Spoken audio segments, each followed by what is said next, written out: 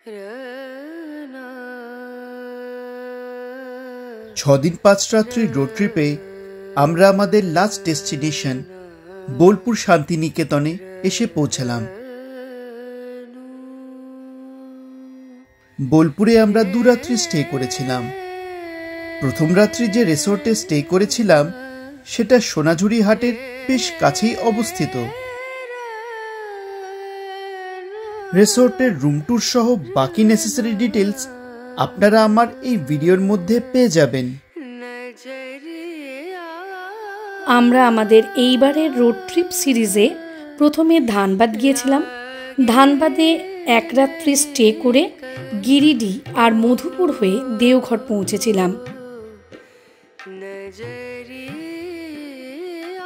দেওঘরে 2 রাত্রি স্টে করে ওখানকার নানান দর্শনীয় স্থান ঘুরে নিয়েছিলাম।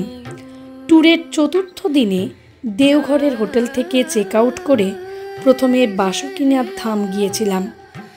ওখানে বাবা আর মা পার্বতীর দর্শন করে আমরা ম্যাসেঞ্জর ড্যামের উদ্দেশ্যে বেরিয়ে পড়েছিলাম।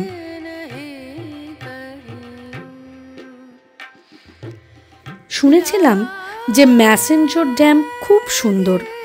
সুন্দর তো বটেই, তার সাথে ম্যাসেঞ্জর ড্যাম যাওয়ার রাস্তাটাও কোনো অংশে কম সুন্দর নয়। বোট রাইড কমপ্লিট করার পরে পরবর্তী গন্তব্যের জন্য আমরা জার্নি কন্টিনিউ করলাম। কলকাতা থেকে সড়কপথে ডানকুনি বর্ধমান রুট ধরে বোলপুরের দূরত্ব হলো প্রায় 160 কিলোমিটার। আর ট্রেনের ডিটেলস আমি পিন কমেন্টে দিয়ে দেব। ফাইনালি আমরা বনবাণী রিসোর্টে পৌঁছে গেলাম। বোলপুর স্টেশন থেকে দূরত্ব প্রায় 6 কিলোমিটার আর সোনাঝুরি হাট থেকে 2.5 কিলোমিটার। ভিডিওটা ভালো লাগলে লাইক করবেন আর নতুন ভিউয়ার হলে সাবস্ক্রাইব করে ফার্দার ভিডিওজের নোটিফিকেশনের জন্য বেল আইকন প্রেস করতে ভুলবেন না। রিসোর্টে আছে অ্যাম্পল পার্কিং স্পেস। আর রিসোর্টে প্রবেশ করার সাথেই ডান দিকে দেখতে পাবেন আরণ্যক রেস্তোরাঁ আর বাম দিকে রিসেপশন।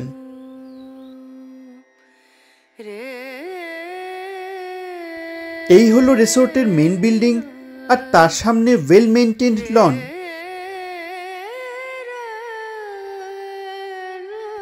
রুমের বাইরে এরকম টেবিল চেয়ার সাজানো আছে যেখানে বসে আপনারা রিল্যাক্স ভাবে সময় কাটাতে পারবেন। এই রিসোর্টে আমরা 2টো রুম বুক করেছিলাম। রুমস ছিমছাম, পরিষ্কার আর ওয়েল মেইনটেইনড।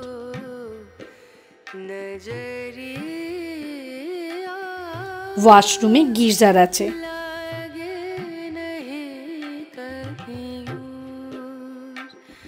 রুমে আছে এসি, ওয়ার্ডরোব, স্মার্ট টিভি আর ইলেকট্রিক কেটলি। আর এই হলো দ্বিতীয় রুম। আগের রুমে যেমন 2টো সিঙ্গেল বেড ছিল, এই রুমে একটা ডাবল বেড আছে। আর এই হলো ওয়াশরুম।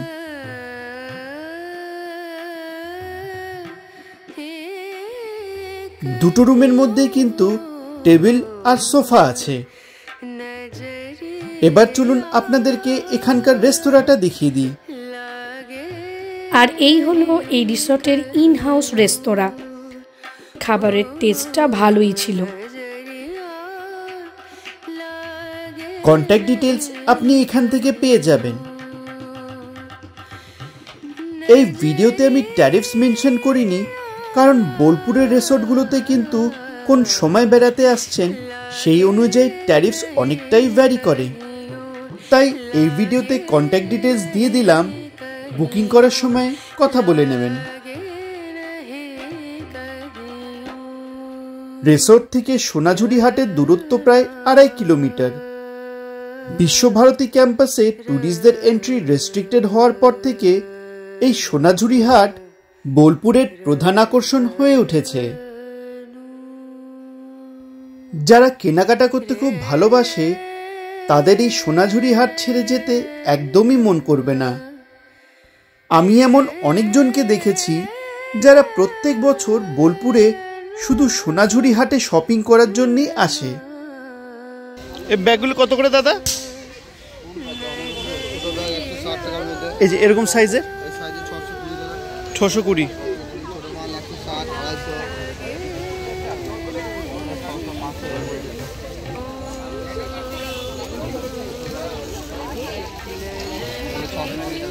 এটা 620।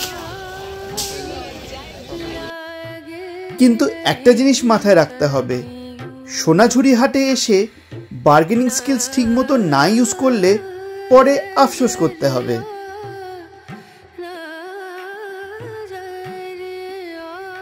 জামা কাপড়, হ্যান্ডিক্রাফটস, বাড়ি সাজানোর জিনিস, ব্যাগ কি নেই এই সোনাঝুরি হাটে। এটা কত করে? এটা এক জোড়া এসে বলে ম্যাডামকে বললাম আমি যদি নেন এখন কম দামে এই চাদরে মার পাবেন না, কোন কেমিক্যাল পাবেন না ম্যাডাম, বিরাট আরাম ম্যাডাম, আর বিরাট বড় মাপ।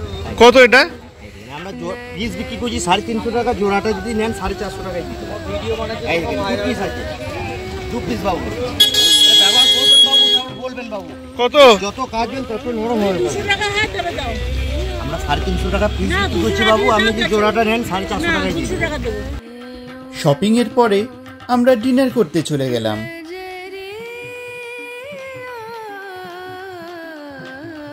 আমাদের বোলপুর পর্বে আরো কয়েকটা ভিডিও আসতে চলেছে। বোলপুর আর বাকি দর্শনীয় স্থানে ভিডিও দেখার জন্য চ্যানেলকে সাবস্ক্রাইব করে বেল আইকন প্রেস করতে ভুলবেন না।